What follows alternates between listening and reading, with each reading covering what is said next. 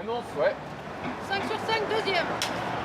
Bienvenue à Kiev, en Ukraine, où on est en train de tourner le court-métrage Le crocodile du Dniepr.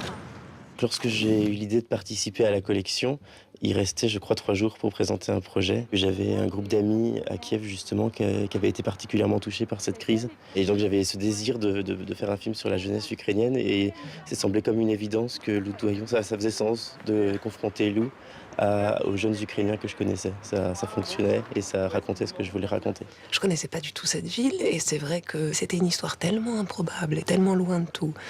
Et surtout, c'était la ville, la rivière, qui était finalement la vedette de cette histoire, plus que moi, en l'occurrence. On ne sait pas ce qui se passe avant, on ne sait pas ce qui se passe après, et c'est juste un petit moment donné dans une ville assez délirante.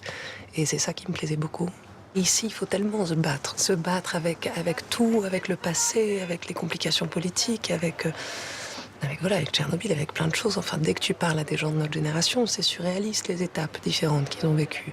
Et donc, il y a un désir de vie absolument magnifique. Je pense qu'on est toujours convaincus, dans notre génération, qu'on vit le pire, que c'est plus comme ça l'était avant, que ça va de pire en pire. C'est une crise en ce moment. En même temps, si t'aimes un peu l'histoire, des crises, il y en a non-stop, ça n'arrête pas. Je veux dire, tout est une histoire d'équilibre, et l'équilibre est assez fragile et se pète la gueule un peu tout le temps. Donc, il y a peut-être quelque chose de bien à être un peu titillé dans notre confort habituel. Je pense que justement, c'est là où Nicolas était très intéressant, de dire oui, d'accord, il y a la crise en France, mais qu'est-ce que ça veut dire la crise en France par rapport à la crise ailleurs? Et justement, j'avais été choqué en arrivant à Kiev il y a un an, de voir que pour eux, par contre, du jour au lendemain, tout le monde s'était retrouvé à la porte.